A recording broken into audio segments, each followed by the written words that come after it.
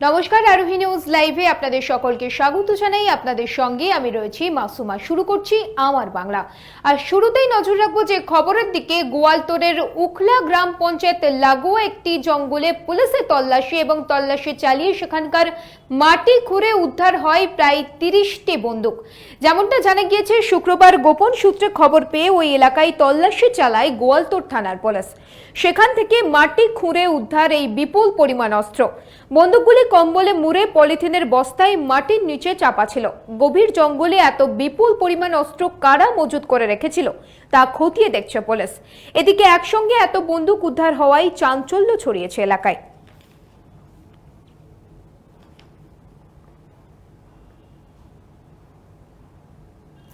একটা সময় জঙ্গলমহল মানেই ছিল হামলা, লুট, খুনের ঘটনা। প্রায় দিনই সামনে আসতো মাওবাদী হামলার ঘটনা, কিন্তু সেসব এখন অতীত। কেমন আছে জঙ্গলমহল, কতটা উন্নত হয়েছে সেখানকার স্বাস্থ্য পরিষেবা, তা দেখতেই বেরিয়ে পড়েছিল আরোহী নিউজের ক্যামেরা।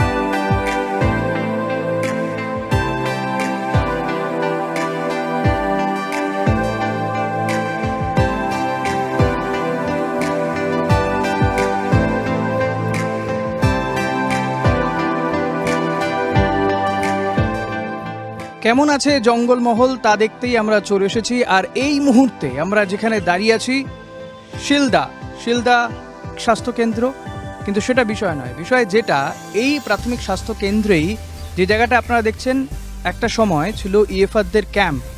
আর যারা জানেন নিঃসন্দেহে যে 2010 সালের ফেব্রুয়ারি মাসে এই ইএফআর ক্যাম্পেই মাওবাদীরা হামলা চালায় এবং সন্ধে হওয়ার একটু আগে এই 5:30 নাগাদ হামলা চালায় মাওবাদীরা, এবং সেই হামলাতে 20 জন ইএফআর জওয়ানে প্রাণ যায়। বহু অস্ত্রশস্ত্র নিয়ে তারা পালিয়ে যায়। সে সময় কেন্দ্রীয় স্বরাষ্ট্রমন্ত্রী ছিলেন পি চিদম্বরম। তিনিও রাজ্যের তৎকালীন মুখ্যমন্ত্রী বুদ্ধদেব ভট্টাচার্যের সঙ্গে গোটা বিষয়টি নিয়ে কথা বলেন এবং মাওবাদীদেরকে অস্ত্র পরিত্যাগ করার কথা বলেন। কিন্তু সে সময় কোনো অস্ত্র পরিত্যাগ তারা করেননি। উল্টে সেই সময় মাওবাদীদের যিনি লিড করছিলেন কিষেনজি, তিনি কিন্তু তার বক্তব্য পেশ করেন এবং তারা কোনোভাবেই অস্ত্র পরিত্যাগ করবেন না, এমনটাও কিন্তু তখন জানানো হয়েছিল। আমরা এখানকার মানুষের সঙ্গে কথা বলছি, কেমন আছেন তারা এবং যাদের স্মৃতিতে আজও বোধহয় তরতাজা রয়েছে এমন একজনকে পেয়ে গেছি। দাদা, 2010 সাল, আজ থেকে প্রায় 10 বছর আগেকার কথা, মনে আছে কিছু? ইএফআর ক্যাম্পে, এখানে যে ইএফআর ক্যাম্প এখানেই তো ছিল। এখানে ছিল ইএফআর ক্যাম্প। আমরা মাওবাদী যে হামলা হয়েছিল আমরা খুব ভয়ে ছিলাম। তারপরে আস্তে আস্তে মাওবাদী ওই রকম হামলা করে চলে যায়। তারপরে সন্ধ্যাবেলা হতে তারপরের দিন 3 দিন পর্যন্ত আমাদের ঘর দুয়ার সব বন্ধ, কোনো বাজারপত্র হয়নি। খাওয়া দাওয়া সব কাছে এই সামনে। গোলাগুলি শব্দ সব শুনতে, সব দোকানদানি ছেড়ে সব পালিয়ে যায়। তারপরে সন্ধ্যার সময় ওরা সব মাওবাদীরা চলে যাওয়ার পর আপনার সব লোক হয়ে আবার রাত 10টা-11টায় ক্যাম্পের পুলিশ এসে সব ঘেরাও করে আর কি। এখন অনেক ভালো হয়েছে। এখন পরিবর্তন অনেক হয়েছে। এখন আমরা খুব ভালো আছি।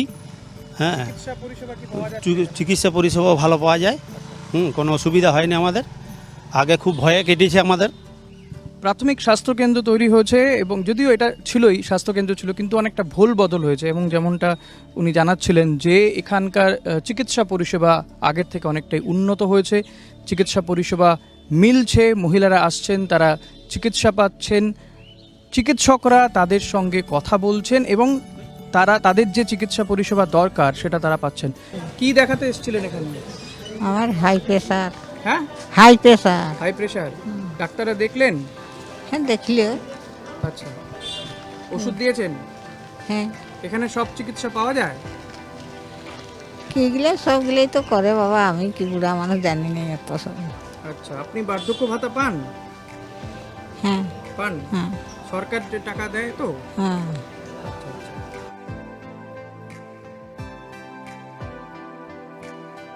আমাদের এখানে এখন সমস্ত রকমের চিকিৎসা করা হয়। অপারেশন, বড় কোনো অপারেশন থাকলে সেইগুলো করা সম্ভব হয় না। বাকি জ্বর, পায়খানা, যা যা সমস্যা হয়, হেলথের যা সমস্যা আছে সবই দেখা হয়। যদি কোনো সমস্যা এখানে ম্যানেজ করা না যায় তাদেরকে ঝাড়গ্রাম রেফার করা হয়। এই যে করোনাকালে এটা মোকাবিলা কি করে করছেন? এরকম পেশেন্ট তো আসছে নিশ্চয়ই। হ্যাঁ, জ্বর নিয়ে অনেক পেশেন্ট আসছে, যেগুলো সম্ভব হচ্ছে আমাদের এখানে ম্যানেজও হয়ে যাচ্ছে। বেশিরভাগই সুস্থ হয়ে বাড়ি পাঠিয়ে দিচ্ছি আমরা। আর যেটা খুব কমপ্লিকেশন হয় বা কিছু অসুবিধা হচ্ছে সেগুলোকে ঝাড়গ্রামে পাঠিয়ে দিচ্ছি।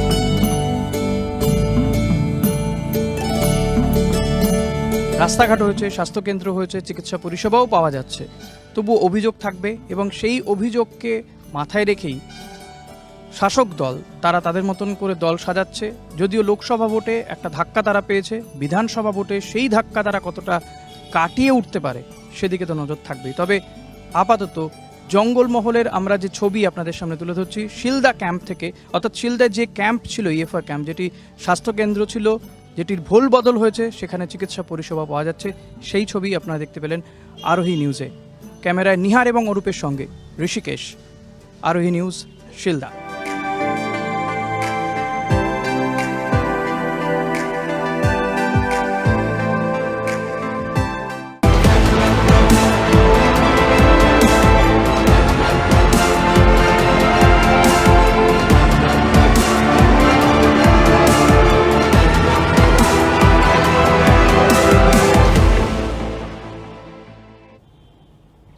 প্রথমে ডাকাতের উদ্দেশ্য, তারপরে মাথা থেঁতলে খুন বৃদ্ধ দম্পতিকে। ঘটনাটি ঘটেছে বীরভূমের লাভপুর থানার কীর্ণাহারের ব্রাহ্মণপাড়ায়। বীরভূমের লাভপুর থানার কীর্ণাহারে ব্রাহ্মণপাড়ায় বৃদ্ধ দম্পতি খুন। মৃত বৃদ্ধ দম্পতির নাম স্বপ্না চট্টোপাধ্যায় এবং পূর্ণেন্দু চট্টোপাধ্যায়। হঠাৎ খুনের ঘটনায় চাঞ্চল্য ছড়ায় এলাকায়। পরে এলাকাবাসীদের তৎপরতায় লাভপুর থানায় খবর দেওয়া হলে দেহ দুটি উদ্ধার করে পুলিশ। পলাতক দুষ্কৃতী। তাকে আমার চাই, যা হোক তদন্তের দরকার আছে, যা হবে যেভাবে যা দরকার আছে। আমার তো সব শেষ হয়ে গেল। দিদিরা আওয়াজও দিচ্ছে না আর ফোনও সুইচ অফ। না, এরকম তো হয় না। আর ও বলে যে 5টার মধ্যে উঠে যায়, কারণ রেগুলার মারা 5টার মধ্যে উঠে যেত। আজ সকালে এসেছি, আসার পর কাজে মেয়ে যখন আসে তখন আমাকে ডেকেছিল যে এখনও খোলে না দরজা। দেখি আমি এসে ফোন করি, দুটো ফোনই সুইচ অফের পর যখন টাকাটাকি পর আওয়াজ পাইনি, তখন গ্রামে কিছু সিভিক পুলিশ তারপর আর লোকজনকে ডাকলাম, তখন তারা দরজা ঢাকা দিয়েও সাড়া পায়নি বার থেকে। স্থানীয় সূত্রে খবর, পূর্ণেন্দু চট্টোপাধ্যায় প্রাক্তন শিক্ষাকর্মী ও তার স্ত্রী স্বপ্না চট্টোপাধ্যায় অবসরপ্রাপ্ত শিক্ষিকা ছিলেন। দীর্ঘ বছর ধরেই প্রাক্তন রাষ্ট্রপতি প্রণব মুখোপাধ্যায়ের মিরাটির পাশের গ্রাম লাভপুর থানার কীর্ণাহারে ব্রাহ্মণপাড়ায় থাকতেন এই দম্পতি। এলাকায় পরোপকারী হিসেবেই পরিচিত ছিলেন তারা। পুলিশের প্রাথমিক অনুমান ডাকাতের উদ্দেশ্যেই ঘটে এই ঘটনা। মৃতদেহের পাশে ভারী ধাতব বস্তু উদ্ধারের পাশাপাশি পুলিশ কুকুর নামিয়ে চলছে তল্লাশি। ঘটনাস্থলে গিয়ে পৌঁছান জেলা পুলিশ সুপার শ্যাম সিং। বৃদ্ধ দম্পতির হঠাৎ খুনের ঘটনায় এলাকায় নেমেছে শোকের ছায়া। ব্যুরো রিপোর্ট, আরোহী নিউজ। বিধাননগর পুরসভার 4 তলায় অগ্নিকাণ্ডের জেরে আতঙ্ক, তবে দমকলের বেশ কিছু সময়ের প্রচেষ্টায় নিয়ন্ত্রণে আসে আগুন। বিধাননগর কর্পোরেশনের 3 তলায় আগুন লেগেছে, আপনারা দেখতেই পাচ্ছেন। এই মুহূর্তে আমরা রয়েছি সেই জায়গায়, একদম গ্রাউন্ড জিরো থেকে। পুরো চত্বর কিন্তু ধোঁয়ায় ভরে গেছে এবং এই যখন আগুন লাগার ঘটনা ঘটে তখন কিন্তু এখানকার পুরো প্রশাসক যিনি কৃষ্ণা চক্রবর্তী, তিনি কিন্তু 6 তলায় ছিলেন। এখানে কিন্তু কাজ চলছিল। তবে ক্ষয়ক্ষতির আপনি বুঝতেই পারছেন, আমি হাঁপিয়ে যাচ্ছি ভীষণভাবে। প্রচুর ধোঁয়ায় পুরো চারিদিক ভরে গেছে। দমকল কর্মীরা কাজ করছেন এবং দমকল কর্মীদের যেটা প্রাথমিক অনুমান যে শর্ট সার্কিট থেকেই কিন্তু আগুন লেগেছে। এসি থেকে মূলত শর্ট সার্কিটের ফলে এসি থেকে আগুনটা ছড়িয়ে পড়ে এবং চারিদিক কিন্তু ধোঁয়ায় ভরে গেছে। এখানে প্রচুর ফাইলপত্র রয়েছে, আপনারা দেখতে পাচ্ছেন। যদিও সেই ফাইল, যেহেতু এসি থেকে আগুন লাগার কারণে সেই ফাইলগুলো কিন্তু এখনও অক্ষতই রয়েছে এবং ইতিমধ্যেই দমকল মন্ত্রী সুজিত বসু ঘটনাস্থলে এসে উপস্থিত হয়েছেন। দমকলের 2টি ইঞ্জিন ঘটনাস্থলে আগুন নিয়ন্ত্রণের জন্য রয়েছেন এবং তারা কাজ করছেন। আপনারা দেখতেই পাচ্ছেন বিধাননগর পুরসভার 3 তলায় আগুন লাগার ঘটনা ঘটে। এখানে দেখতে পাচ্ছেন দমকল কর্মীরা কাজ শুরু করে দিয়েছেন। গোটা এলাকা কিন্তু ধুয়ো হয়ে গেছে এবং এই যে ঘরটায় যেখান থেকে আগুনটা মূলত লাগে সেখানে কিন্তু জল দেওয়া হয়েছে ইতিমধ্যেই। জল দিয়ে প্রাথমিক যে কাজটা দমকল কর্মীরা শুরু করেছেন এবং ধুয়োর সঙ্গে কিন্তু প্রচুর গ্যাসও বেরোচ্ছে। একটা এখানে চোখ জ্বালা করছে, এখানে থাকা যাচ্ছে না। আপনারা দেখতেই পাচ্ছেন যে জানলা কাঁচ ভেঙে দমকল কর্মীরা আগুন নেভানোর কাজ শুরু করেছেন।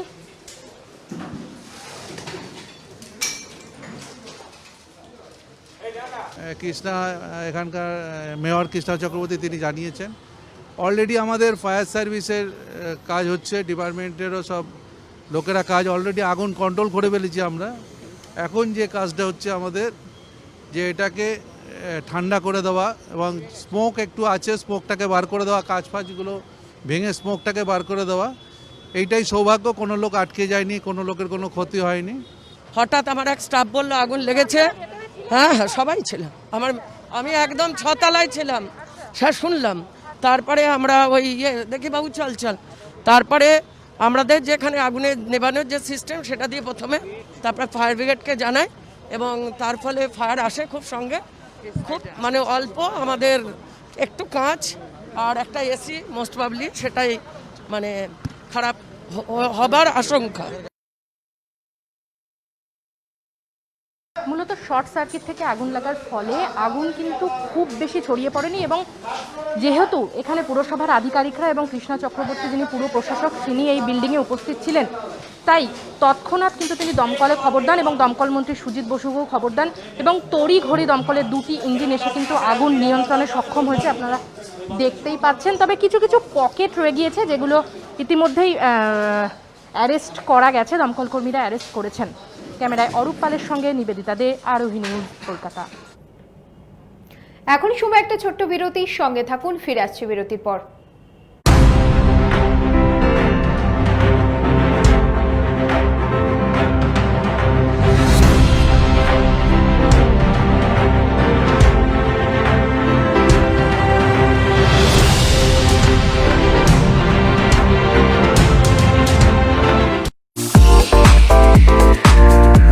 Wanna fly? Step towards 3 steps. Where we are different. World-class infrastructure, experienced faculties, hygienic atmosphere. We take all necessary precautions against COVID-19. Meet the aviation professionals and build your dream career with 3 Steps Aviation. 3 Steps Aviation! Hip hip! Hooray! Hip hip! Hooray!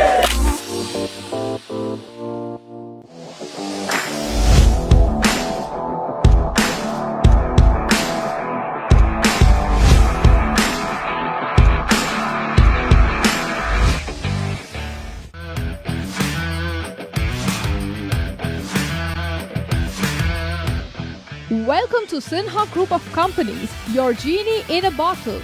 Career advancement opportunities in aviation and hospitality.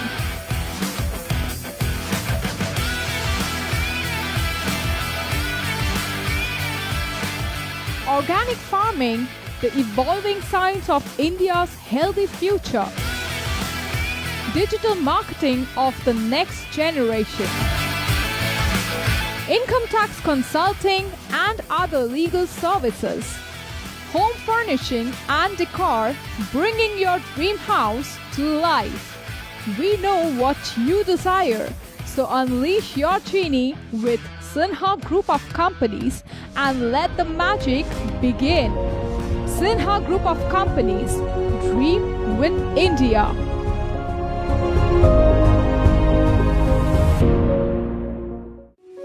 এক ডাকেই যাকে পাই, আরোহী foundation একেবারেই তাই। 8 থেকে 80-র জন্য এক ডাকে সাড়া দেয় আরোহী ফাউন্ডেশন। দুস্থ মানুষের পাশে দাঁড়ানোর জন্য অঙ্গীকারবদ্ধ আরোহী ফাউন্ডেশন। ছাত্রছাত্রীদের সফল ভবিষ্যতের জন্যই নিবেদিত আরোহী ফাউন্ডেশন। আরোহী foundation, solution for every need. Your bazaar, our bazaar. Welcome to onestopbazaar.com, where you can get all your necessary stuff, starting from souvenir to t-shirts, shoes, and many more handmade antique stuffs are available just under one roof.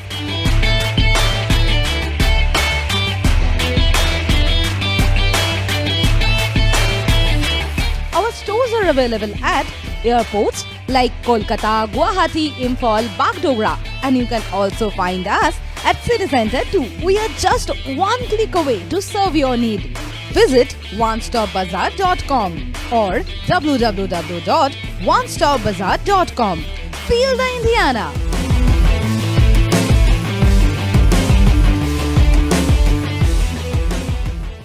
Orin Media and Entertainment, the future of digital news and entertainment world.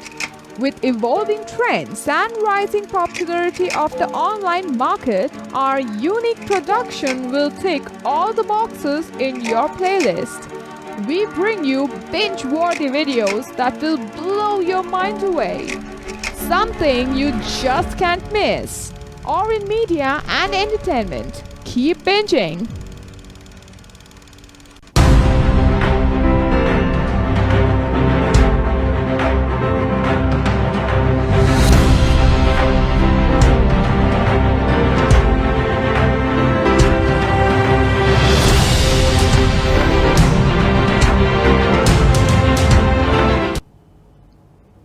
ফিরে এলাম বিরতির পর। এবার নজর রাখবো যে খবরের দিকে। পাহাড়ি জলের স্রোতে ভেসে গিয়েছে ৮০ এবং ৩৪ নম্বর জাতীয় সড়কের সংযোগ রক্ষাকারী রাস্তা। সমস্যায় পড়েছেন সেখানকার নিত্যযাত্রী থেকে সাধারণ মানুষ। ঝাড়খণ্ডের পাহাড়ি জলের তোড়ে ভেসে গেল ৮০ নম্বর ও ৩৪ নম্বর জাতীয় সড়কের সংযোগ রক্ষাকারী রাস্তা। এর ফলে বিচ্ছিন্ন দুই জাতীয় সড়ক দুপারেই আটকে পড়েছে বেশ কিছু লরি সহ বিভিন্ন যানবাহন। তার জেরে বিচ্ছিন্ন হয়ে গেল নিশিন্দ্রা, ঘোড়াইপাড়া, ধর্মাডাঙ্গা, বেওয়া সহ বেশ কিছু গ্রাম। মানুষের যাতায়াতের অসুবিধা হচ্ছে, প্রত্যেক বছরই এরকম হচ্ছে। পরিস্থিতি এখন আপনি দেখতে পাচ্ছেন পুরো এইদিকে খালি গাড়ি, লোড গাড়ি পুরো জাম। 10 লাগছে না 15 লাগছে না, কি করছে বলবে কি বলবে না, এরকম অবস্থা থাকবে। এই সংযোগ রক্ষাকারী রাস্তার মধ্যেই রয়েছে ১৫০ মিটার দীর্ঘ নিশিন্দ্রা কাটান নামক রাস্তাটি। বুধবার রাত থেকেই ঝাড়খণ্ডের পাহাড়ি জল এই রাস্তার উপর দিয়ে বয়ে পড়ছিল ফিডার ক্যানেলে। বৃহস্পতিবার রাতে জলের তোড়ে সেই রাস্তা ভেঙে ভেসে যায়। আচমকাই এই দুর্ঘটনা ঘটার ফলে শুক্রবার পর্যন্ত আটকে পড়ে বহু যানবাহন। ফলে নাজেহাল পরিস্থিতির শিকার নিত্যযাত্রী থেকে শুরু করে এলাকাবাসী। ব্যুরো রিপোর্ট, আরোহী নিউজ। গত কয়েকদিন ধরেই অতি ভারী বৃষ্টিপাত এবং তার ফলে কোচবিহারের কালাজানি নদীর জল বেড়ে নদী গর্ভে চলে গিয়েছে প্রায় ৫০০ বিঘা জমির ধানক্ষেত। তুফানগঞ্জ ১ নম্বর ব্লকের মারুগঞ্জ গ্রাম পঞ্চায়েতের আমলাগুড়ি এলাকার ঘটনা।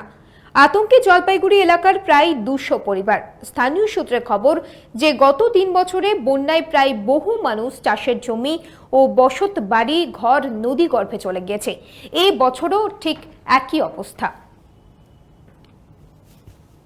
প্রায় ৫ শতাধিক জমি কৃষকদের নদী গর্ভে ওই ৩ দিনের মধ্যে বিলীন হয়ে গেছে।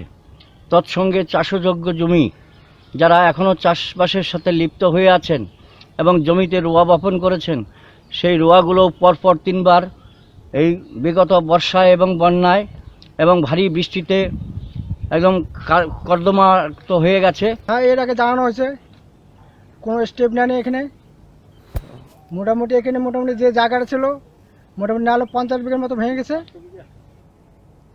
ঝাড়গ্রাম জেলার বিভিন্ন রাস্তার বেহাল দশা দীর্ঘদিন ধরে প্রশাসনকে জানিয়েও কোনো রকম সুরাহা হয়নি।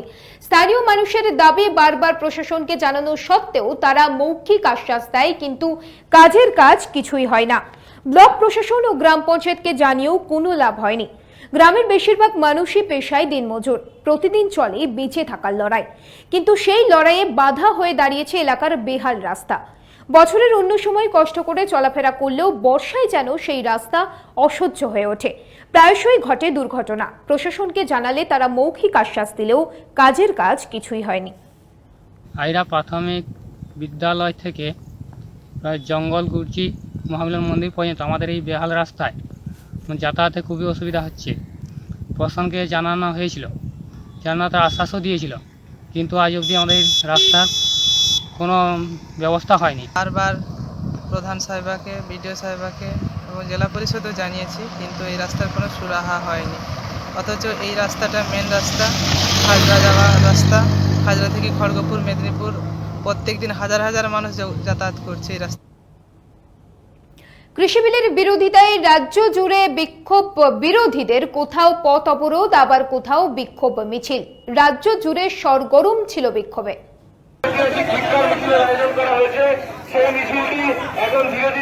কেন্দ্রীয় সরকারের কৃষি বিলের বিরোধিতায় শুক্রবার ভারত বন্ধের ডাক দিয়েছিল সমস্ত কৃষক সংগঠন। বিক্ষোভে সামিল হয়েছিলেন সমস্ত বিরোধী রাজনৈতিক দলই। পাহাড় থেকে সমতল সর্বত্রই ছিল বিক্ষোভের আঁচ। এদিন শিলিগুড়ির বাঘাযতীন পার্ক থেকে হিলকাট রোড পর্যন্ত বিক্ষোভ মিছিলের আয়োজন করা হয়। মিছিলের নেতৃত্ব দেন রাজ্যের পর্যটন মন্ত্রী গৌতম দেব। ভারতবর্ষের কৃষি প্রধান দেশ, কৃষকদের নিয়ে আমাদের সমাজ, আমাদের রাষ্ট্র ব্যবস্থা গড়ে উঠছে। সেই কৃষকদের উপরে যে ভয়ঙ্কর আঘাত নেমে আসছে, সেই কালো বিল অবিলম্বে স্ক্র্যাপ করার দাবিতে সারা ভারতবর্ষ জুড়ে আন্দোলন হচ্ছে এবং এই আন্দোলনের নেত্রী মমতা বন্দ্যোপাধ্যায়।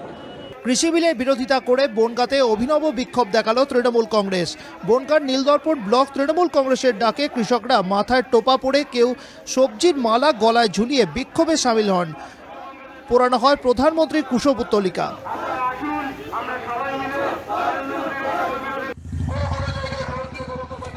কৃষি বিলের বিরোধিতা করে আসানসোলে বার্নপুরে বিক্ষোভ সমাবেশ করে তৃণমূল।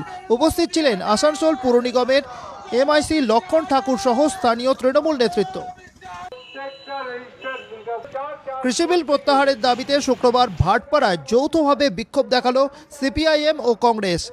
ঘোষপাড়া রোডের ওপর ভাটপাড়া মোড়ে রাস্তা অবরোধ করে কেন্দ্রীয় সরকারের বিরুদ্ধে প্রতিবাদে গর্জে ওঠেন তারা।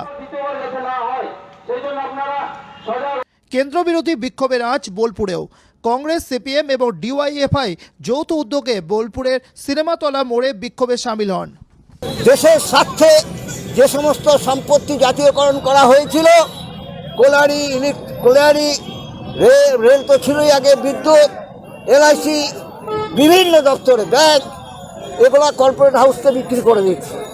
পরপর পদক্ষেপ, লাস্ট এই পদক্ষেপটা কৃষি বিল। আমার মনে হয় আমার বাবা সম্পত্তি পড়ে গেছিল, সেই সম্পত্তি আমি বিক্রি করছি দেশের স্বার্থে, দেশ তৈরি করার স্বার্থে, জনগণের স্বার্থে। যে জাতীয়করণ হয়েছিল, এই সরকার এসে, মোদী সরকার এসে প্রত্যেক টিভিকে দিচ্ছে কর্পোরেট হাউসের হাতে, যেখানে সাধারণ মানুষ 10 টাকায় কাজ হতো, সেটা 100 টাকা 500 টাকা লাগবে। তারই প্রতিবাদে আজকে আমরা আগের ওই প্রতিবাদ করেছি, ব্যাংক, কোলারি, বিভিন্ন। এদিন বাঁকুড়া জেলার বিভিন্ন জায়গাতেও রাস্তা অবরোধ করে বিক্ষোভ দেখায় কৃষক ক্ষেত মজুররা। শুক্রবার সকাল 9টা থেকে বাঁকুড়া শহরে কেরানীবাদ মোড়ে 60 নম্বর জাতীয় সড়ক অবরোধ করা হয়। বামেদের 1 ও 2 নম্বর এরিয়া কমিটির সদস্যরা এদিন বিক্ষোভ দেখান পূর্ব বর্ধমানের ভাতারে। কাটোয়া ও বাদশাহীর রাস্তা অবরোধ করা হয়। পরিস্থিতি মোকাবিলা করার জন্য ঘটনাস্থলে যায় ভাতার থানার বিশাল পুলিশ বাহিনী। রাস্তায় শুয়ে পড়ে বিক্ষোভ দেখান বাম সমর্থকরা। কেন্দ্রীয় সরকারের বিলের বিরুদ্ধে ক্যানিংয়ে বিক্ষোভ দেখালেন বিধায়ক শ্যামল মণ্ডল। অন্যদিকে দক্ষিণ 24 পরগনার বাসন্তীতে কৃষি বিলের বিরুদ্ধে সিপিআইএমের পথ অবরোধ।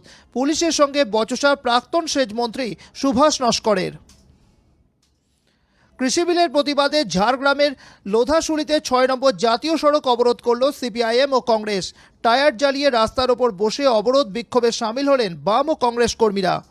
দেখুন, এই স্বৈরাচারী সরকার জনগণের কণ্ঠস্বরকে কোনো মূল্য দেয় না।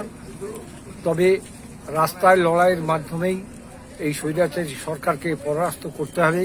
ইতিহাস এই শিক্ষা দেয়, হিটলার জয়ী হয় না, সর্বশেষ জনগণই জয়ী হয়।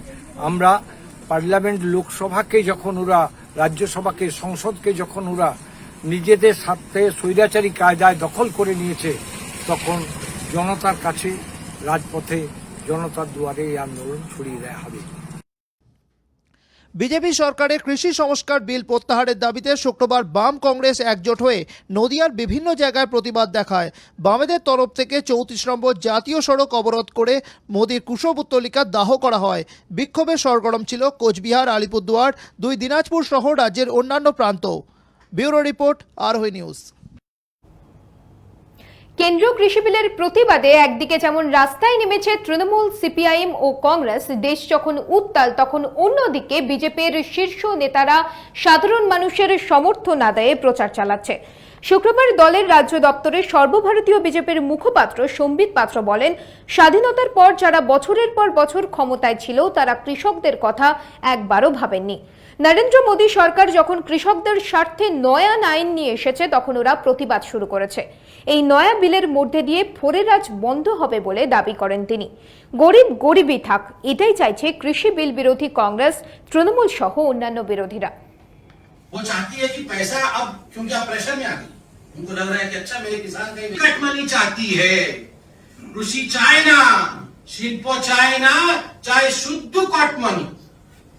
मुझे पता है कि ये जो सिंगूर में थी तो बोल रही थी कि नहीं हम शिल्प चाहिए, हमें कृषि चाहिए। मैं तो बोल रहा हूं दीदी, अपनी कृषि चाहे ना, शिल्पी चाहे ना, चाहे शुद्ध कट मनी, आपको सिर्फ कट मनी चाहिए। केंद्र में सरकार में रहे, उनका उद्देश्य रहा था किसी भी कीमत पर जो गरीब है उसको गरीब ही रखना है। जब गरीब गरीब रहेगा तभी जाके हमारी सत्ता चलती रहेगी, तभी जाके हम आगे बढ़ते रहेंगे। इसी उद्देश्य से चाहे वो कांग्रेस हो जिसमें ममता जी पहले थी, चाहे वो कम्युनिस्ट रूल के बाद जो तृणमूल का राज यहाँ आरंभ हुआ, इन सबका एक ही उद्देश्य था, गरीब गरीब रहे। আমার বাংলা এখন এই পর্যন্তই। অন্যান্য সব খবরের জন্য দেখতে থাকুন আরোহী নিউজ।